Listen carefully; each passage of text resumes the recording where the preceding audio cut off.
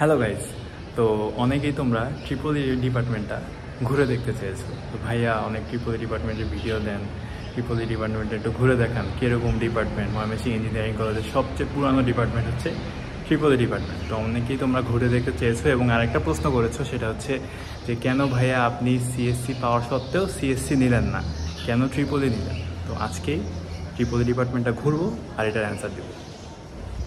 ওই যে হচ্ছে আমাদের ময়মনসিংহ ইঞ্জিনিয়ারিং কলেজের গেট, আর এই যে গেটের সামনেই হচ্ছে ইলেকট্রিক্যাল অ্যান্ড ইলেকট্রনিক ইঞ্জিনিয়ারিং। আচ্ছা, আমরা ভিতরে ঢুকি এখন।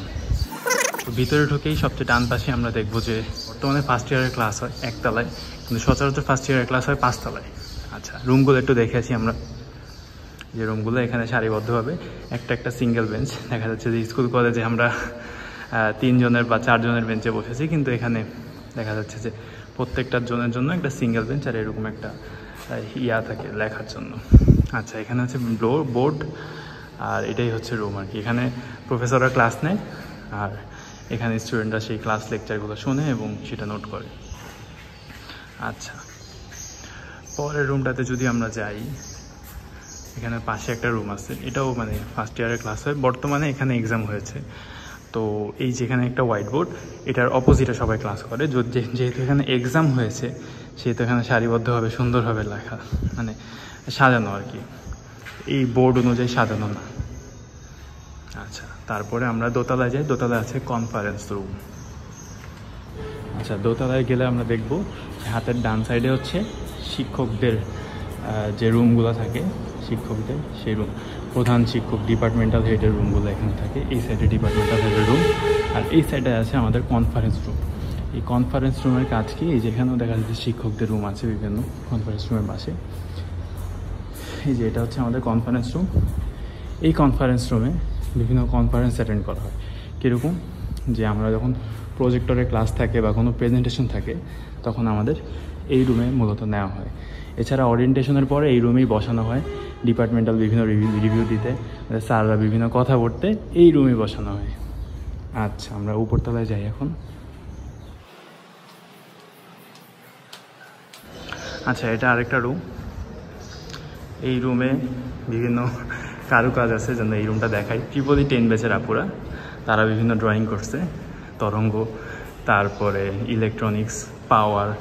ইলেকট্রনিক্স আর পাওয়ার হচ্ছে ট্রিপল ই 2টা বিভাগ আর কি, যেটাকে বিভাগ বলে আর কি। থার্ড ইয়ারের পরে এই 2 বিভাগে ভাগ হয়ে যায়। আচ্ছা, এটা একটা রুম। আচ্ছা, তারপর আমরা উপরে যাই। তোমাদের যদি আমি ল্যাব সম্পর্কে একটু ধারণা দিতে চাই, ট্রিপল ই ল্যাবগুলো কীরকম হয়, তাহলে আমার চলে আসতে হবে 4 তলায়। কিন্তু যদিও আনফর্চুনেটলি ল্যাবগুলো বন্ধ, তাও আমরা দেখতে পারি যে digital signal processing lab, electric circuit laboratory, সামনে আরেকটা ল্যাব আছে ইলেকট্রনিক্স ল্যাব, ইলেকট্রনিক্স ল্যাবরেটরি। তোমরা যারা চান্স পেয়ে এখানে আসবে তারা এখানেই ভবিষ্যতে ল্যাব করবে।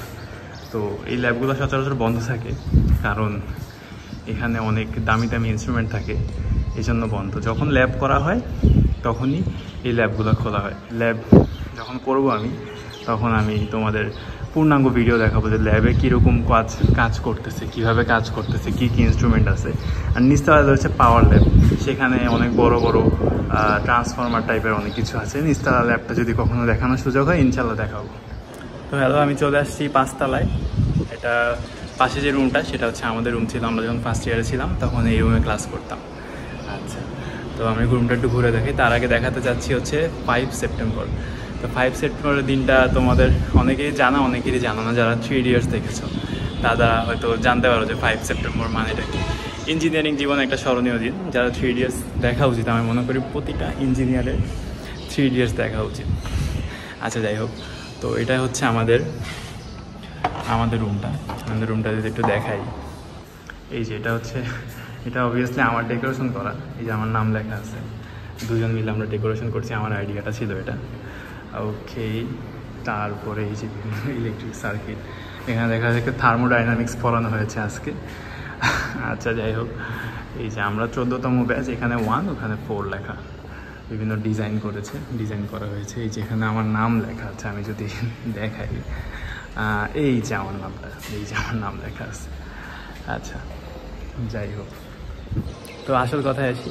তো ভাইয়া, তোমরা অনেকেই জানতে চেয়েছো যে ভাইয়া আপনি কেন সিএসসি পাওয়া সত্ত্বেও ট্রিপল ই নিলেন। আচ্ছা, তো অনেকের প্যাশন থাকে, অনেকে নিজের ইচ্ছায় নেয়। আমি কেন নিলাম, আমি আমার পার্সোনাল অপিনিয়নটা আপনাদের সাথে শেয়ার করতেছি।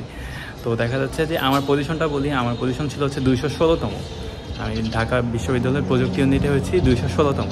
216তম হওয়ার জন্য আমি সিএসসিও পেতাম, ট্রিপল ইও পেতাম, সিভিলও পেতাম। তো আমার প্রথমে সিভিল পড়ার ইচ্ছা ছিল, কারণ সিভিলে সরকারি জব অনেক বেশি, জব ফ্যাসিলিটি সিভিলে আগে এগিয়ে আছে ট্রিপল ই সিএসসির চেয়ে। তারপরে ভাবলাম যে সিএসসি নেই। তারপরে দেখলাম যে আমি আসলে যাচাই করেছি যে ডিপার্টমেন্ট অনুযায়ী, মানে আমাদের ময়মনসিংহ ইঞ্জিনিয়ারিং কলেজে কোন ডিপার্টমেন্টটা সবচেয়ে উন্নত ডিপার্টমেন্ট। তো দেখা যাচ্ছে যে ময়মনসিংহ ইঞ্জিনিয়ারিং কলেজের সবচেয়ে পুরানো ডিপার্টমেন্ট হচ্ছে আমাদের ট্রিপল ই ডিপার্টমেন্ট।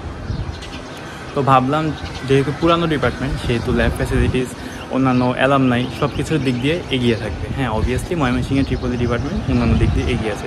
সিএসসি কেন নিলাম না?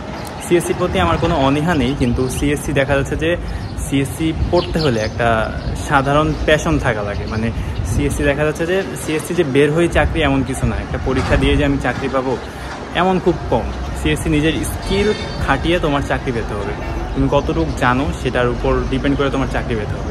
তো দেখা যাচ্ছে যে আশেপাশে সিএসসি ইঞ্জিনিয়ারদের ভরে গেছে, ডানে তাকাইলে সিএসসি ইঞ্জিনিয়ার, বামে তাকাইলেও সিএসসি ইঞ্জিনিয়ার, সবাই মোটামুটি সিএসসি পড়তে চায়। সবাই সিএসসির একটা প্যাশন থাকুক না থাকুক, কিন্তু সিএসসির প্রতি একটা কিউরিসিটি আছে। তো দেখা যাচ্ছে সিএসসি পড়তে গিয়ে, সিএসসি পড়া কিন্তু এত সোজা না, সিএসসি পড়তে গিয়ে অনেকে ভেবা শেখা খায় যে হায় হায় কী পড়তে আসলাম, আমি তো পারতেছি না। তো জিনিসটা এরকম হবে না, মানে এরকম হলে পরবর্তীতে দেখা যাচ্ছে যে চাকরির বাজারে গিয়ে সমস্যা হয়ে যায়। তো ট্রিপল ইর এত প্যাচগুস নাই। ট্রিপল ই তুমি নর্মাল পড়বা, তুমি সার্কিট অ্যানালাইসিস করবা, তুমি যদি ওটা ভালো করে পড়তে পারো, ভালো করে করতে পারো, তোমার যদি একটা সিজি ভালো আসে, তাহলে তুমি একটা জবে অ্যাপ্লাই করতে পারবা। এছাড়া বিদেশেও অনেক ফ্যাসিলিটিস আছে ট্রিপল ই। সিএসসিরও আছে, কিন্তু সিএসসি দেখা যাচ্ছে যে তোমার ব্রেন খাটাইতে হবে। আমি মনে করছি যে আমার পার্সোনালি আমি ওই ব্রেনটা খাটাতে পারবো না, যে ব্রেন খাটায় আমি একটা জিনিস করলাম, একটা প্রবলেম সলভ করলাম, ওইটা আমি পার্সোনালি পারবো না, আমার ওই অ্যাবিলিটিটা নাই। অনেকে থাকতে পারে, যাদের অ্যাবিলিটিটা আছে তারাই সিএসসি পড়ো। এছাড়া যাদের অ্যাবিলিটিটা নাই তারা ট্রিপল ইতে আসতে পারো। ট্রিপল ইতে ব্রেন খাটানোর চেয়েও দেখা যাচ্ছে যে তুমি একটা নর্মাল সূত্র দিয়ে বা নর্মাল অ্যানালাইসিস করে তুমি সার্কিটটা ডিফাইন করতে পারবে। বুঝতে পারছো? তো মেন কথা এটাই যে যাদের প্যাশন আছে তারা সিএসসি পড়ো, আর আমার মতো যারা আসো তাদের যদি ইচ্ছা থাকে ট্রিপল ইতে আসা, ট্রিপল ইতে আসতে পারো, ওয়েলকাম। আর ময়মনসিংহ ইঞ্জিনিয়ারিং কলেজের কোন ডিপার্টমেন্টটা সবচেয়ে ভালো এবং সবচেয়ে এগিয়ে যাওয়া ডিপার্টমেন্ট, অনেক বেশি আমাদের বড় ভাইরা, অনেক বেশি বড় ভাই আপু, রিসেন্টলিও কয়েকজন দেখলাম যে ফুল ফান্ড স্কলারশিপে গিয়েছে। অনেক বড় ভাই আপু বিদেশে আছে এখনও, যে তাদের দেখা যাচ্ছে 14টা ব্যাচ বের হয়ে গেছে, তারা বের হয়ে কিছু করতে পারছে। তো তারা যখন আমাদের রেফার করবে যে না একটা ছেলে ময়মনসিংহ ইঞ্জিনিয়ারিং কলেজ থেকে আছে, তারা অবভিয়াসলি খুশি হয়ে আমাদের রেফার করবে। তো অ্যালামনাইয়ের একটা বিষয় আছে। তো এটাই আর কি বলতে চাইছিলাম, যারা ময়মনসিংহ ইঞ্জিনিয়ারিং কলেজে পড়তে আসবে তারা সব কিছু সাবজেক্ট রিভিউ দেখে আসবে, যে কোন সাবজেক্টটা ভালো বেশি, কোন সাবজেক্টটা তোমার আসলেই তুমি যেটা পড়তে চাও সেটাই তুমি পড়বে। বুঝতে পারছো? হ্যাঁ, আর বাকি কিছু ডাজেন্ট ম্যাটার। তোমার যদি সিএসসিতে প্যাশন থাকে, তুমি জোর করে ট্রিপল ই বা সিভিল করে তুমি আসলে তুমি ভবিষ্যতে কিছু করতে পারবে না। বা তোমার ট্রিপল ইতে প্যাশন, তুমি সিভিল বা সিএসসি করে ভবিষ্যতে কিছু করতে পারবে না। তো এটাই মেন কথা, এজন্যই আমি আসলে ট্রিপল ইটা নিয়েছি। তো অবশ্যই জানাবা ক্যাম্পাস ট্যুর কেমন লাগলো। ক্যাম্পাস ট্যুর বলতে ডিপার্টমেন্ট ট্যুর, শুধু ট্রিপল ই ডিপার্টমেন্ট ট্যুর কেমন লাগলো। যারা ভিডিওটা দেখে ভালো লেগেছে তাদের কোনো লাইক সাবস্ক্রাইব কিছু করার দরকার নেই। যদি পারো ভাইয়ার জন্য একটা কমেন্ট করে দিবা যে ভাইয়া ভিডিওটা দেখে আমি উপকৃত হয়েছি। আচ্ছা, আমার সাবস্ক্রাইব লাইক এসবের কোনো দরকার নেই, জাস্ট দরকার হচ্ছে তোমাদের ভালোবাসা। আচ্ছা, ধন্যবাদ। ভাইয়ার জন্য অনেক দোয়া করবো।